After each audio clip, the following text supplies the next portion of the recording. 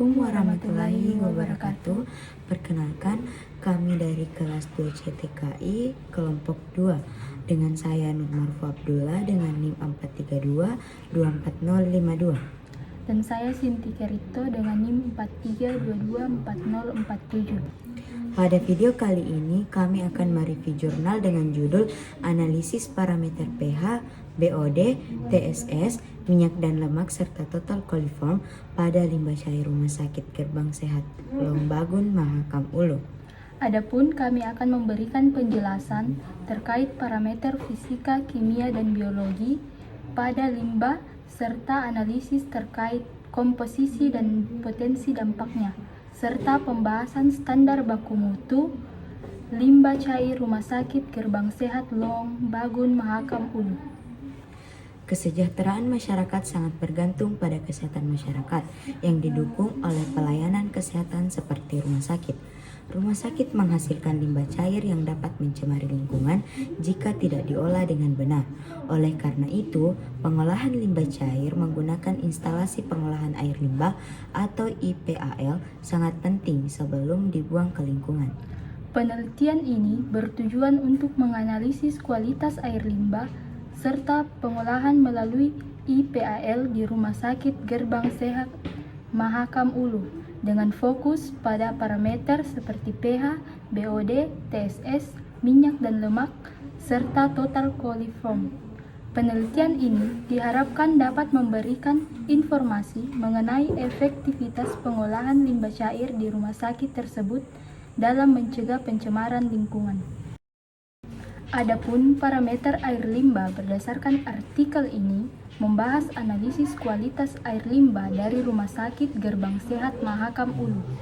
Parameter yang diuji meliputi parameter fisika, yaitu TSS atau Total Suspense Solid atau residu tersuspensi, mengukur jumlah partikel padat yang tersuspensi dalam air. Yang kedua ada parameter kimia. Yang pertama itu pH, yaitu mengukur tingkat keasaman atau kebasahan air. Yang kedua itu BOD atau Biochemical Oxygen Demand, yaitu mengukur jumlah oksigen yang dibutuhkan oleh mikroorganisme untuk mengurai bahan organik dalam air. Yang ketiga, minyak dan lemak, yaitu mengukur kandungan minyak dan lemak dalam air. Yang ketiga itu ada parameter biologi. Yang pertama, total coliform, yaitu mengukur jumlah bakteri coliform dalam air, yang merupakan indikator adanya kontaminasi tinja.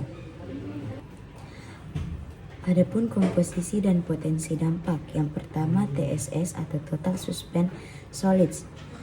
Komposisi, partikel-partikel padat seperti tanah, lumpur, bahan organik, dan anorganik yang tersuspensi dalam air.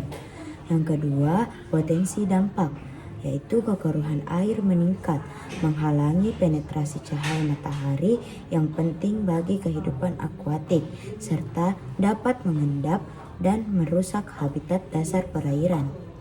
Yang kedua yaitu pH, komposisi, ukuran konsentrasi ion hidrogen dalam air. Adapun potensi dampaknya, pH yang terlalu rendah atau tinggi dapat membahayakan kehidupan akuatik dan mempengaruhi proses kimia dalam air. Yang ketiga yaitu BOD atau Biochemical Oxygen Demand, komposisi bahan organik yang dapat diurai oleh mikroorganisme.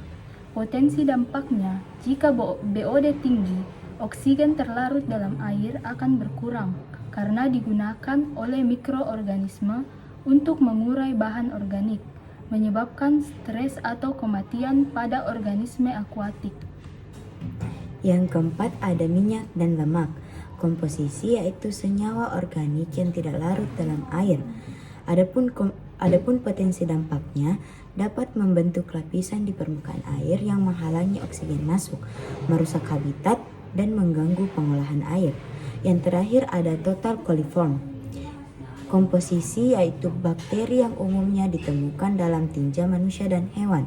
Adapun potensi dampaknya, indikator adanya kontaminasi tinja yang dapat menyebabkan penyakit jika air digunakan untuk keperluan air minum atau rekreasi. Penelitian ini membandingkan hasil analisis limbah cair dengan standar baku mutu yang ditetapkan dalam Peraturan Menteri Lingkungan Hidup dan Kehutanan Republik Indonesia Nomor 68 Tahun 2016 tentang baku mutu air limbah domestik. Standar baku mutu ini menetapkan batas maksimum yang diperbolehkan untuk setiap parameter agar air limbah aman dilepas ke lingkungan. Yang pertama, pH. Standar baku mutu pH adalah 6-9. Hasil penelitian menunjukkan bahwa pH limbah cair dari Rumah Sakit Pratama Gerbang Sehat Mahulu adalah 8,61 yang masih memenuhi standar. Yang kedua, BOD. Standar baku mutu BOD adalah 30 mg per liter. Hasil penelitian menunjukkan bahwa BOD limbah cair adalah 11,68 mg per liter yang memenuhi standar. Selanjutnya adalah TSS. Standar baku mutu TSS adalah 30 mg per liter. Hasil penelitian menunjukkan bahwa TSS limbah cair adalah 10 mg per liter yang masih memenuhi standar. Yang keempat yaitu minyak dan lemak. Standar baku mutu minyak dan lemak adalah 5 mg per liter. Hasil penelitian menunjukkan bahwa minyak dan lemak adalah limbah cair adalah 0,011 mg per liter yang memenuhi standar. Dan yang kelima adalah total coliform. Standar baku mutu total coliform adalah 3000 mpn per 100 ml. Hasil penelitian menunjukkan bahwa total coliform dalam limbah cair adalah 2100 mpn per 100 ml yang memenuhi standar.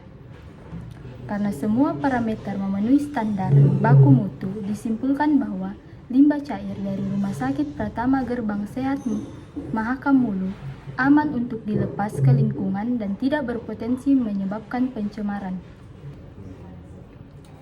Nah, itulah tadi review jurnal dari kelompok 2. Semoga video ini dapat bermanfaat untuk kita semua. Wassalamualaikum warahmatullahi wabarakatuh.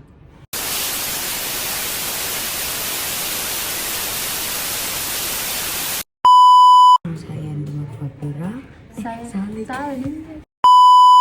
Perkenalkan, kami dari kelas 2 CTKI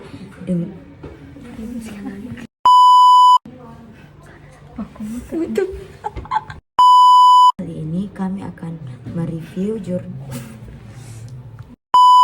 pengolahan limbah cair mencemari lingkungan jika tidak diolah dengan benar.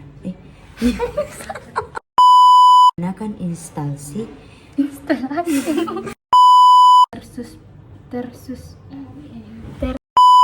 Perhutanan Republik Indonesia Nomor 68 Tahun 2016 tentang baku mutu air limbah domestik. End of flashback.